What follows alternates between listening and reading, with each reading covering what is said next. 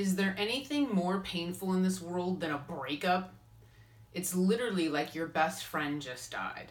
The person that you spend the most time with, share your feelings, your thoughts, your head, your heart, your soul, your body, everything with. The person that you're closest to is just poof, gone, disappeared out of your life based on one free will decision. Either it was yours or it was theirs. But either way, this person is out of your life. This soul, this beautiful soul that you were so interconnected with is now gone. It's the same thing as a deceased loved one passing. If you never talk to or see the person again, it's what's the difference? It's the same thing. They might as well be vanished from the planet, right? They're out of your life forever. That kind of pain people deal with in different ways. A lot of people want to stay friends because as hard as it is to have that person be placed in the friend zone, at least they can still be in your life. At least you can still keep in touch. But are you dragging yourself through the mud? Are you making breakup recovery harder on yourself? Maybe you become friends and every time you see each other, it turns into a game of one-up. Who's doing better? Who's healing faster? Who's doing okay without the other? And then maybe after you hang out with that person, you end up feeling like crap and you end up feeling worse than if you hadn't seen them at all. Some people just try to keep in touch with one another and not cut that person out of their life. And sometimes they end up doing themselves a great disservice. Maybe you have to fight. Maybe you have to like slap your hand away from your cell phone so that you don't call them and you don't text them. And sometimes it just comes down to cold, hard self-discipline, especially when it comes to something that your partner won't know you ever checked. And that is their social media. The other side is concerned about social media. I have a video called The Truth About Social Media where I talk about this. I'll include a link to it below this one. Social media has its pluses and minuses. Sorry, I'm like knocking this over. Social media has its pluses and minuses where it's got its place in society, but sometimes people can become really codependent with their phones. I know some people who actually have to quit certain platforms because they're just getting too addicted and obsessive about it.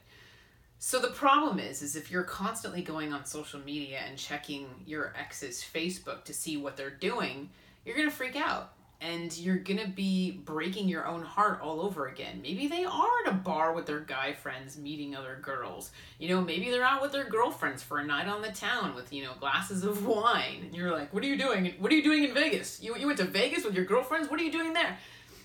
You can drive yourself nuts. So for those of you that are doing this, and a lot of us are guilty of that, myself included, I want you to pay really close attention to how you felt before you checked their social media versus how you felt afterwards. And I don't even mean immediately afterwards because the energy could take a while to catch up with you.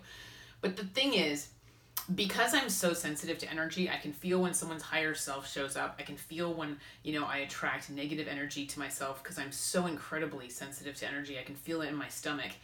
Now, here's the dealio. If I check someone's social media and I see a recent photo of them, it's like I feel that energetic connection like bond us again. It's really odd. It's really odd. If you guys feel it, that's fantastic. That's your clairsentience kicking in. It's not necessarily like your heart sinking from looking at their photo. That's energetically you guys being reconnected from you just looking and focusing your mind on that recent photo of them.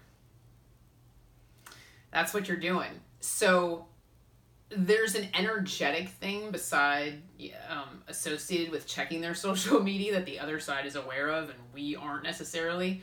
So what you're essentially doing is lowering your vibration. You are lowering your overall operating state and your overall mood. So what you're doing is you're making your breakup harder on yourself.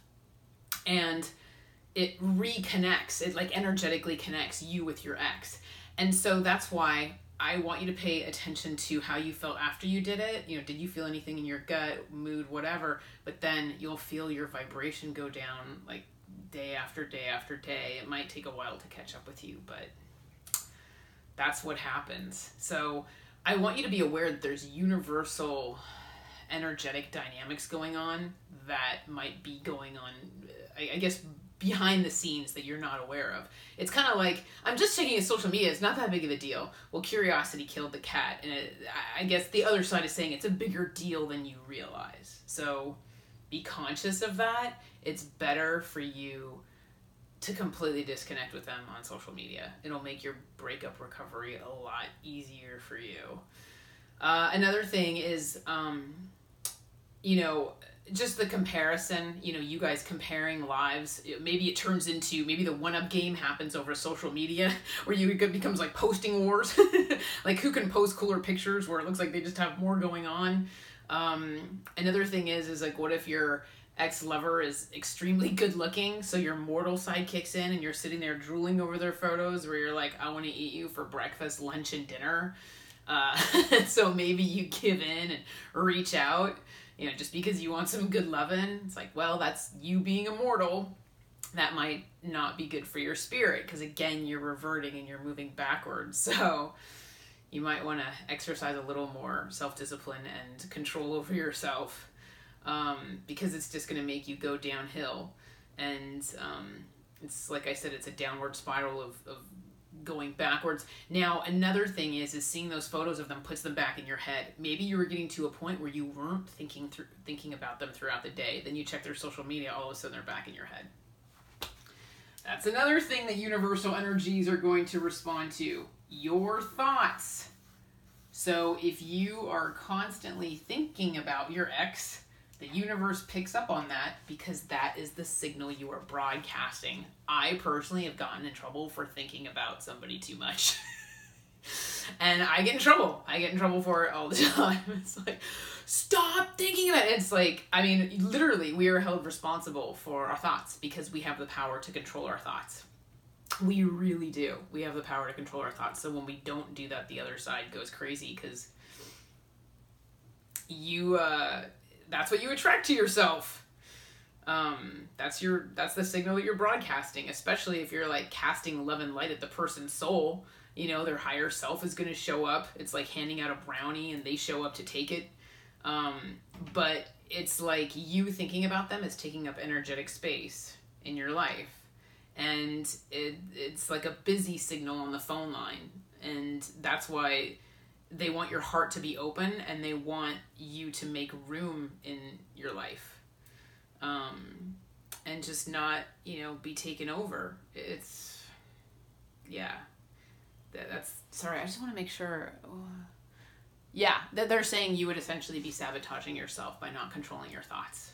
It would be working against you. With regards to the universe bringing your next boyfriend or girlfriend onto your path. It's almost like blocking it, you know, like an energetic block, like, oh, this space is taken up by something else. It's like, clear the space, clear off your plate, and welcome the new into your life from the universe.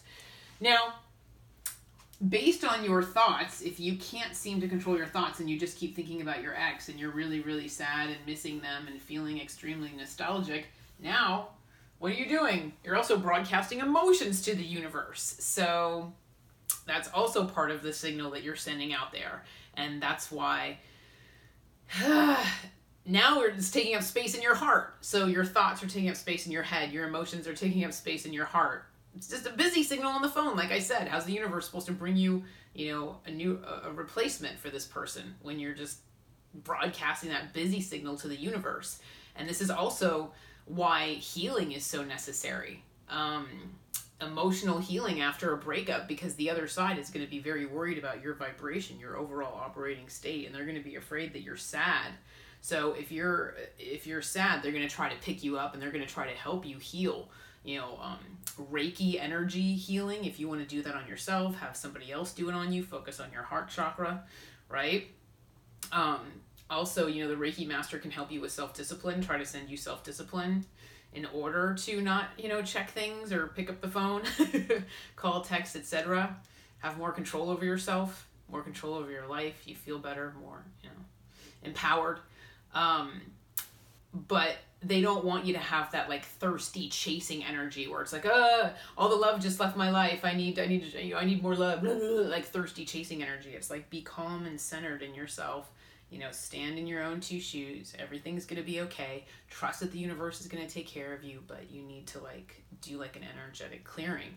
And they're also concerned because your self-esteem is in the toilet. Maybe your partner rejected you in a really, really, really harsh way.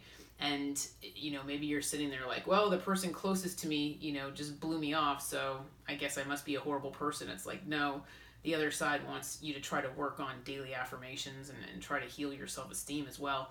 Another thing they're worried about is the identity crisis of breaking up with somebody. If they were like a professional tennis player or something, it's like, well, that tennis is like part of your life now. So you view yourself as like, oh yeah, I'm the girlfriend, boyfriend of a tennis player, blah, blah, blah.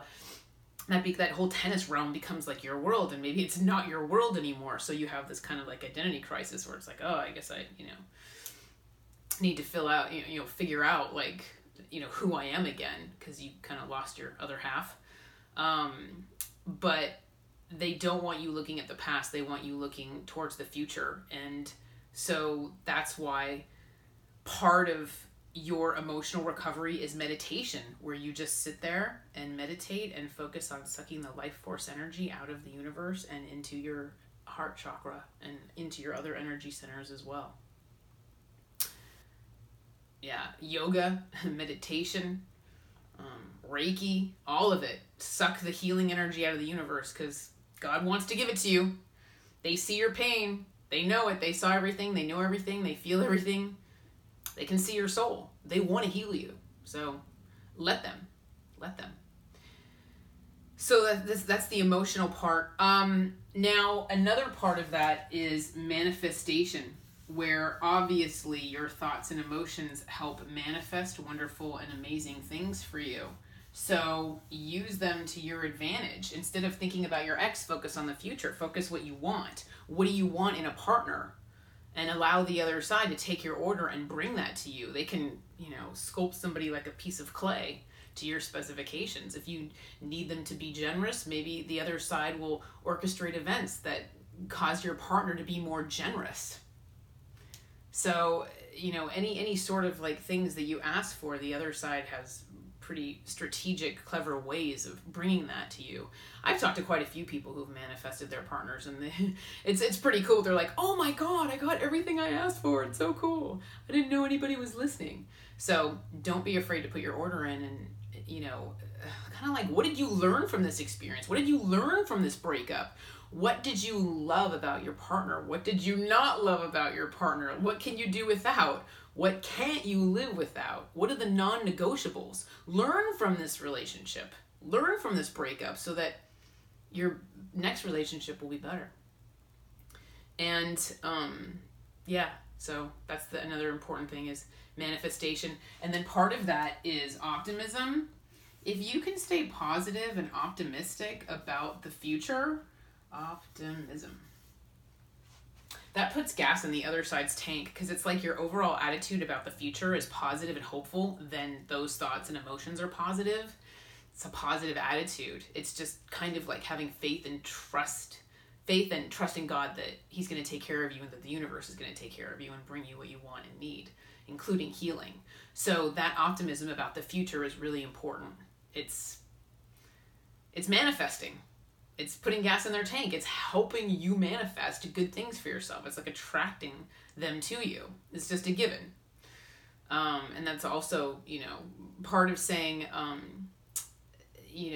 after you break up, universe, I reject this reality, bring me something better. And that's when you clear out that space and open yourself energetically to receiving the abundance the universe wants to bring you.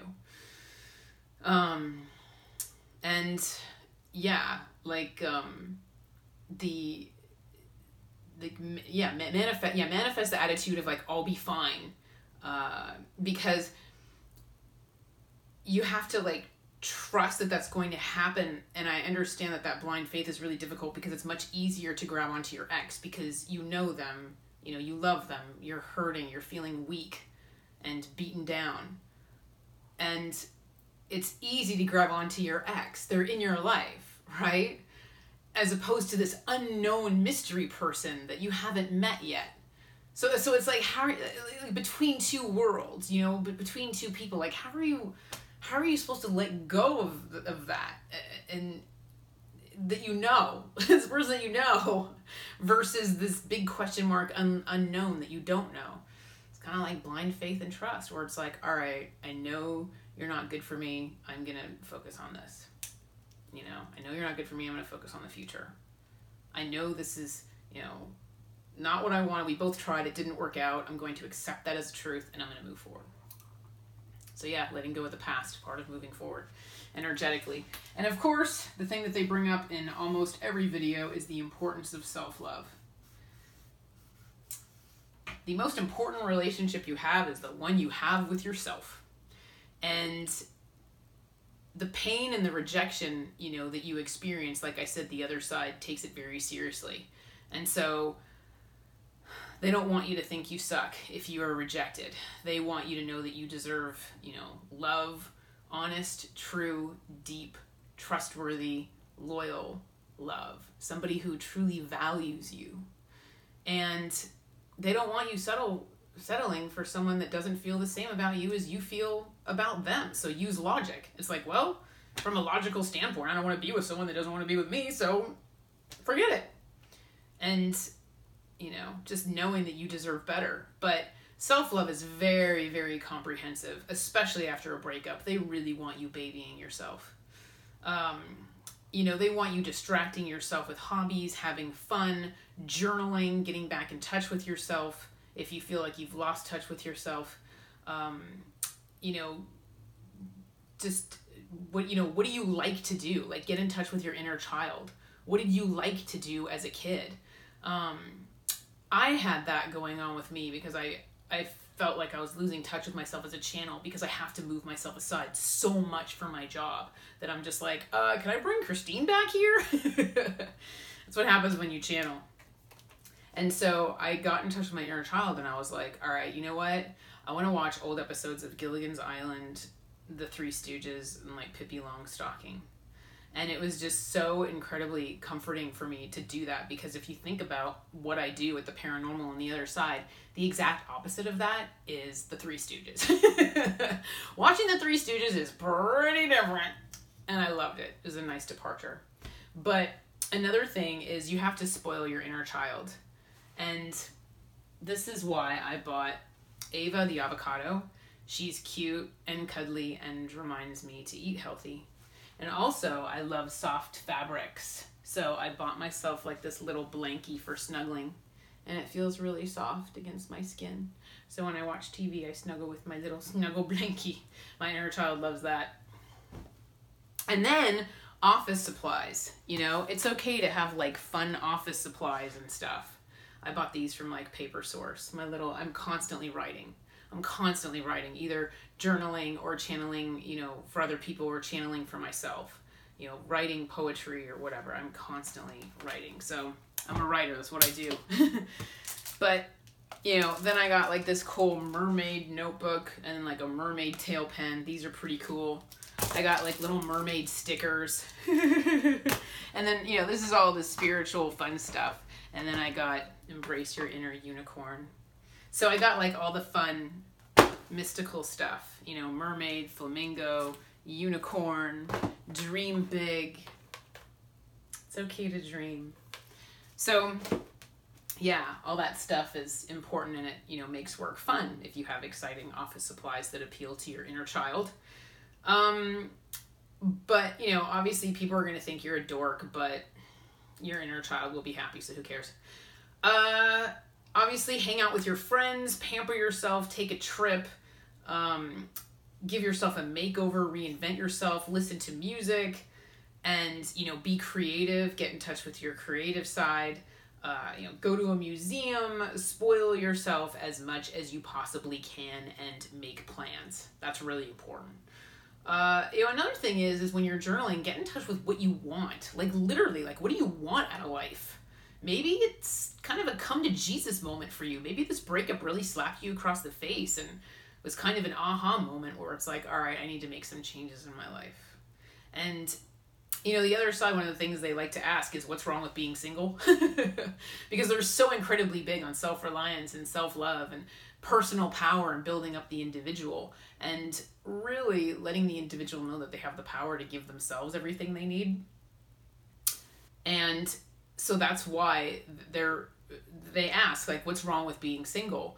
But this is a moment in time to be selfish as hell, and to welcome your singlehood, and to welcome being selfish as hell, and to do whatever you want to do, and enjoy that freedom, and enjoy the period of reflection,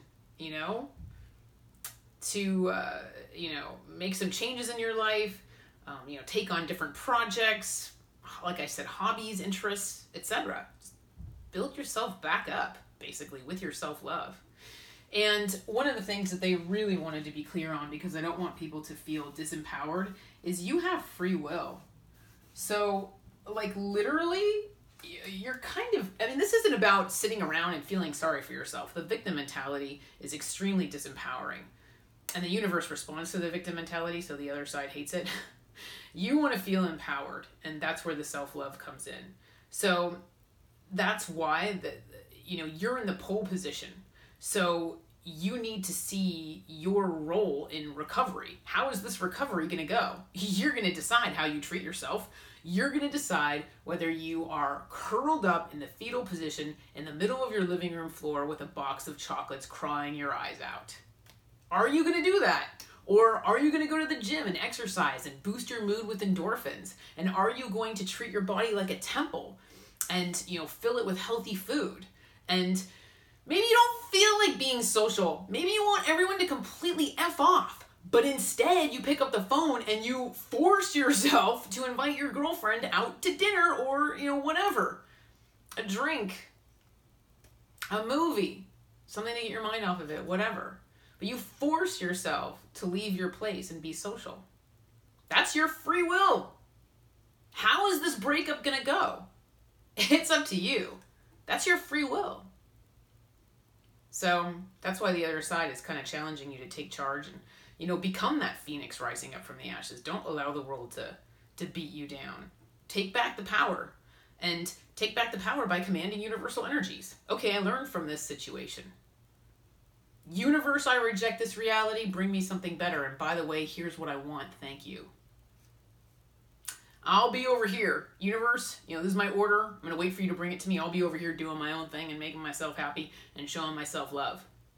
And hanging out with other people who love me and respect me and appreciate me and value me. Make sure your friendships are authentic as well, right? Make sure you're pursuing your life purpose. Make sure you're speaking your truth, being who you're truly meant to be, doing what you're truly meant to be. Doing what you're truly meant to be doing. That's what universal energies respond to. That's another thing that everything that I'm telling you to do is very strategic with regards to universal energies. If you're sitting there eating junk food, the universe is like, your body's a temple, what are you doing? If you're not taking care of yourself or just crying your eyes out, lamenting over the past, it's like, of course you're hurt. But that's why they want you to heal yourself with meditation. It's like, okay, if you don't want to go to the gym and go on the treadmill, then go to the gym and go to yoga. And, go to like Kundalini yoga or something like that. Yeah.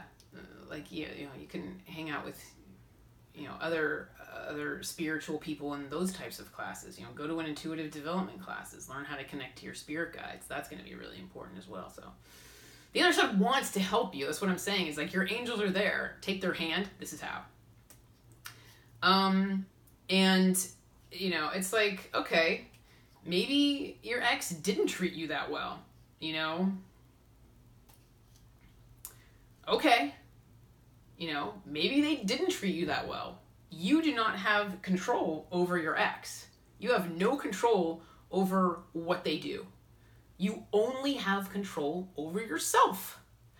So I guess the better question is, how are you treating yourself?